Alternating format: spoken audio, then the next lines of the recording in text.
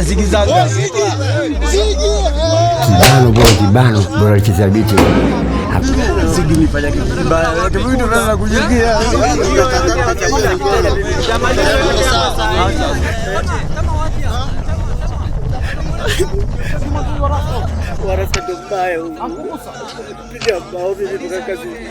Akacheki ile percentage ile kibano pale mahali akakuta hapana, hapa there is no help for me.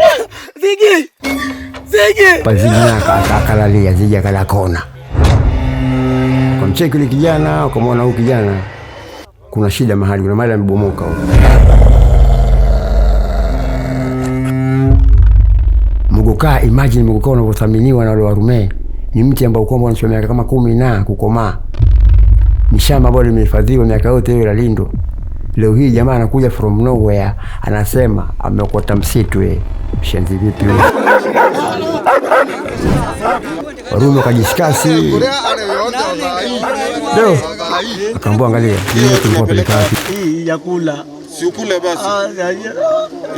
Basi yeye akaona kama matani, akaanza kama marathoni la stress mdogo akichukua majani akichana akifika muda si mrefu bwana mashavu yamefura. Mashavu yanamuwasha Bolo. Vile betri kwenye kichwa vinitokezea vimefura kama ambaye alidumba chaji. Kulingana na kosa alilofanya Bolo la kucheza na mali ya mwenyewe, hukumu yake ni sawa sawa na kifo. Tamaa mbele mauti nyuma, usalama wa mbuzi Bolo na kiwa na kamba shingoni, lakini salama wa mtu na kiwa na kile kichwani. Sasa maskini Bolo ni Mungu tu ndiye atakayemsaidia. Bolo kwa ndo yeye ndo huyo maskini Bolo huyo wakaongea kikwao pale baba, wakapata uamuzi, wakamchukua ile kijana wakamdunga kwenye gunia.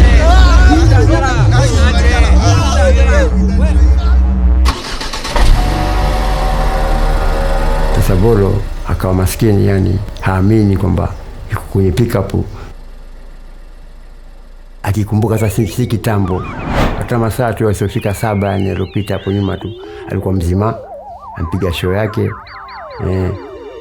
alishakunywa vinywaji vyake, changanya vitu vyake, Muguka wake amekula, lakini kutokea Zigi tu ndio mambo yote. Na Bolo hakomi. Zigi shamtia skuli sana, bila uniform, bila mwalimu, bila headmaster.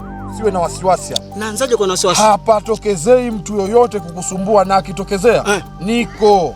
Bwana we. Mimi nitakutetea. Bwana we. Najua paka kuongea nao hao.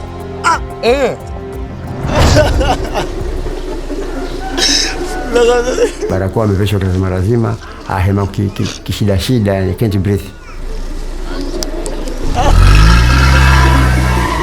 Sija kwanza madukani. Yule Mrume yule akashukishwa pale. Sasa badala aende zake, Mrume akaongea jambo fulani na dereva, lakini hilo jambo lilikuwa jambo zuri. Kwa sababu hilo jambo lazima lilikuwa jambo baya. Maana bora tula pale na gear 210.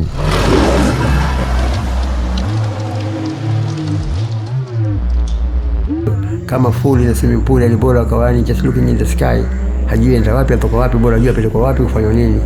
Basi kitu ndio hicho kainua. Sincerely speaking, mimi mwenyewe hata sikufahamu kabisa kama Bolo tulikuwa pande gani, lakini kitu ambacho nilishuhudia ni kwamba Bolo ile gari tola pale ikiwa juu ya hewa, Bolo looking in the sky kama fala ambaye ajui enda wapi, Bolo atoka wapi. Bolo ikiwa inaelea hiyo imeundwa.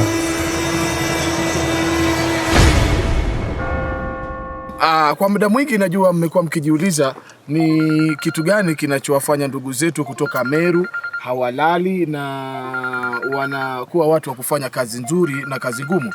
Leo hii nimepata kijana mmoja kutoka Malindi ambaye anatoka kaunti ya Kilifi, amekuja Meru benchmarking ili kuja kuangalia ni jinsi gani kaunti ya Kilifi inaweza kuwekeza katika kilimo hichi cha miraa na mogoka. Pengine umejionea nini kufikia sasa?